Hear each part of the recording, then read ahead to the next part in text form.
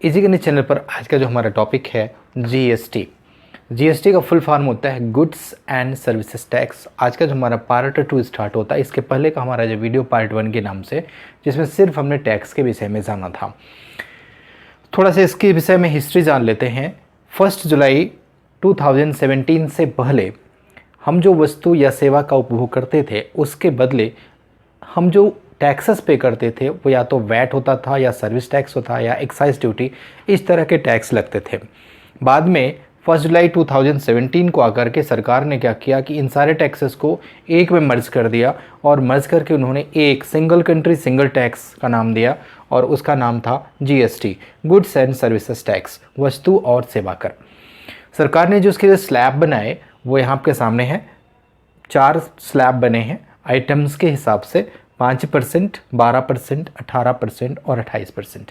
ये उपभोग और लग्जरियस आइटम्स जैसे हैं उनके हिसाब से ये सरकार ने इसके रेट तय किए हैं और इस हिसाब से ये टैक्स लगता है, लेविड होता है, या जो उसका सामान उपभोग करता है उस पूरे टैक्स पे करना होता है। आगे हम लोग एग्जाम्पल लेंगे, सवाल लेंगे और उसके हिसाब से समझने का प्रयास करेंगे कि जीएसटी लगने पर किसी भी सामान की कीमत कितनी हो जाती है और कैसे ये होता है। तो पहले थोड़ा सा इसके विषय में और डिटेल से जान लेते हैं कि गुड्स एंड सर्विसेज टैक्स जो जीएसटी है ये कैसे अप्लाई होता है और कैसे सेंट्रल गवर्नमेंट या स्टेट गवर्नमेंट इसको अप्लाई करती है और इसको हमसे आपसे लेती है। तो थोड़ा सा इसके विषय में जान लेना है। जैसे इसका नाम ही है वस्तु और सेवा, तो होता क्या है कि कोई वस्तु एक जगह से बनती है और फिर वो ट्रांसफ़र चलते करते हुए दूसरी जगह पहुंचती है, मतलब एक जगह से दूसरी जगह तक जर्नी करती है। अगर कोई ऑब्जेक्ट इंट्रास्टेट का मतलब कि एक ही स्टेट के अंदर, अगर कोई ऑब्जेक्ट एक ही स्टेट के अंदर ट्रेवल करता है और स्टेप बाय स्टेप वो खरीदा और बेचा जाता है, तो एक ही स्टेट के अंदर अगर वो बेचा जाता है, जैसे कि मान लीजिए कोई ऑब्जेक्ट है लखनऊ से ख़रीद करके वाराणसी भेजा गया बेचने के लिए, या वाराणसी के सेलर ने लखनऊ से परचेस किया, तो वो लखनऊ से वाराणसी आया जो ऑब्जेक्ट था। तो इंट्रा स्टेट ट्रेवल करने पर ये जो जीएसटी है, जीएसटी ये 2 पार्ट में बढ़ जाता है। इसको ध्यान रखना है। इसमें एक पार्ट लगता है जिसका नाम है सीजीएसटी और दूसरा लगता है एसजीएसटी। सीजीएसटी का मतलब ये सेंट्रल गवर्नमेंट को मिलता है और एसजीएसटी ये स्टेट गवर्नमेंट को आता है। तो अगर जीएसटी एग्जांपल के लिए मान लेते हैं कि जीएसटी 20% है, खैर यहाँ पे जो मैंने आपको स्लैब दिया उसमें 20% नहीं है, ये एग्जांपल के लिए मैंने लिया है कि अगर इसमें 20% जीएसटी लगता है तो ये जीएसटी इंट्रा स्टेट होने पर ये 2 पार्ट में बढ़ जाएगा। ये 10% सीजीएसटी होगा और 10% ही एसजीएसटी होगा। ये ध्यान रखना है कि ये सीजीएसटी एसजीएसटी ये तब हुआ जब जीएसटी कोई ऑब्जेक्ट इंट्रा स्टेट ट्रेवल कर रहा है, intra state with in same state वो ट्रेवल करता है और खरीद और बेचा जाता है, तो ये जो जीएसटी होगी उसका 50%, उसका आधा सीजीएसटी होगा और उसका आधा एसजीएसटी होगा। अब एक एग्जांपल लेकर इसको समझने का प्रयास करते हैं कि कोई ऑब्जेक्ट है जो, जैसा अभी एग्जांपल में मैंने लिया कि वो object Lucknow to Varanasi travel करता है।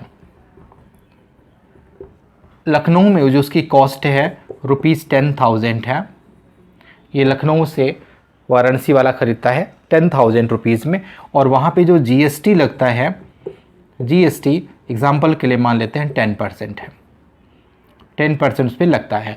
तो सवाल ये है कि जब वो वाराणसी में आता है तो वाराणसी में उसकी कीमत कितनी हो जाती है। यहाँ पे 10,000 रुपीज़ में वो ख़रीदा जाता है और 10% का जीएसटी लगता है।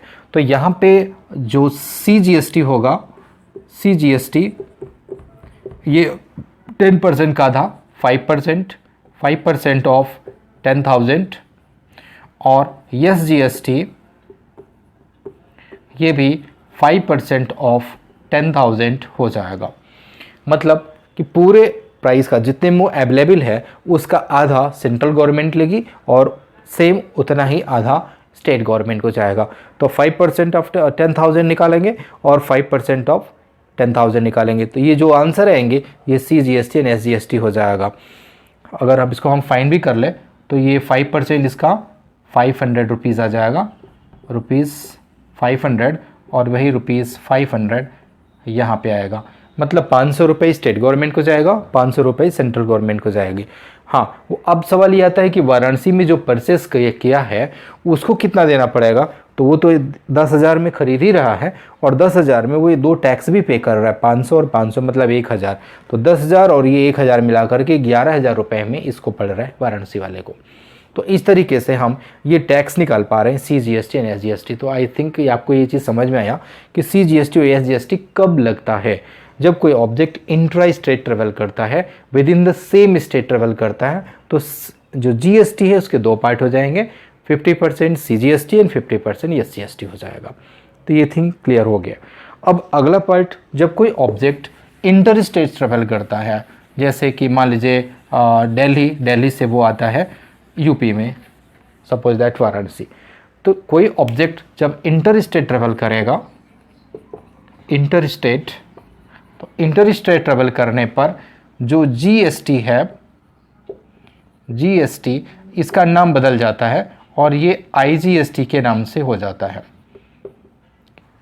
IGST इंटीग्रेटेड GST, मतलब जो GST होगा उसी को इंटीग्रेटेड GST कहेंगे और ये इंटीग्रेटेड GST पूरी तरह से सेंट्रल गवर्नमेंट को जाती है।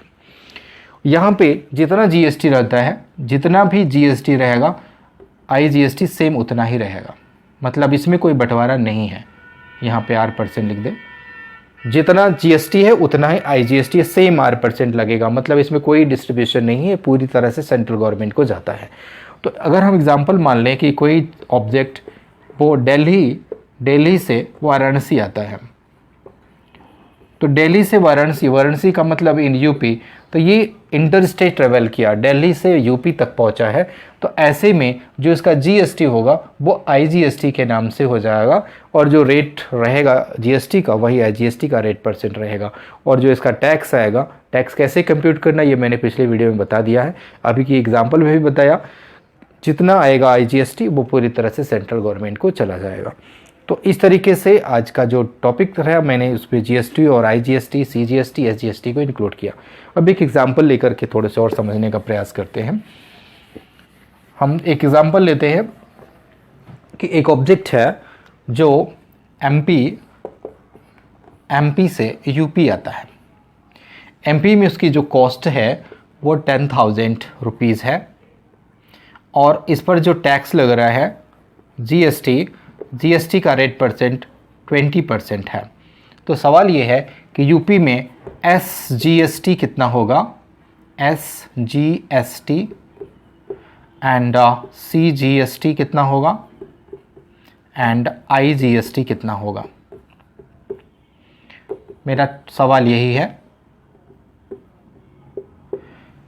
कोई ऑब्जेक्ट MP से यूपी में आ रहा है, MP में इसकी कॉस्ट है ₹10,000, रेट ऑफ GST 20% है। यहाँ पे GST का जो रेट है ये 20% है। तो सवाल है कि SGST कितना होगा, CGST कितना होगा और IGST कितनी होगी। तो अभी आप देख पा रहे हैं कि कोई ऑब्जेक्ट MP से यूपी आ रहा है, मतलब ये इंटर स्टेट ट्रेवल कर रहा है। तो जब ये इंटर स्टेट ट्रेवल करेगा तो SGST एंड CGST एप्लीकेबल नहीं होंगे, ये नहीं लगेंगे। तो इनका आंसर निल हो जाएगा। यहाँ पे सिर्फ IGST लगेगी और IGST कितना होगा, 20% ऑफ 10,000। तो यहाँ पे आप इसको फाइन कर लीजिए, 20% ऑफ 10,000 रुपीज़। तो ये आ गया 20/100 into 10,000। 00 cancel, it is 2,000 rupees. ये इसका IGST हो जाएगा। तो इस तरीके से हम GST को SGST, IGST, CGST के फॉर्म में फाइन कर पाते हैं। साथ ही साथ अब अगला भी जो वीडियो होगा उसमें मैं इसके कुछ एग्जांपल लूँगा, कुछ न्यूमेरिकल लूँगा और वहाँ पे मैं इसका चार्ट बना करके दिखाऊंगा कि कैसे कोई एक शॉपकीपर जब किसी ऑब्जेक्ट को ख़रीद करके बेचता है तो एक कस्टमर को कितना पे करना होगा, इसका हम कैसे कैलकुलेशन करेंगे उसको विथ एग्जाम्पल समझाने का प्रयास करेंगे। तो वीडियो अगर अच्छा लगा हो तो लाइक करिएगा, चैनल पर नए हैं तो चैनल को सब्सक्राइब कर लीजिएगा और बेल आइकन जरूर प्रेस कर लीजिएगा। और अगर आपके जान पहचान में कोई भी है 10th का या 9th का तो उसको मेरा वीडियो ज़रूर शेयर करिएगा, क्योंकि लगातार मैं वीडियो बना रहा हूँ जो आपके लिए बहुत यूज़फुल है। Thank you for watching my videos.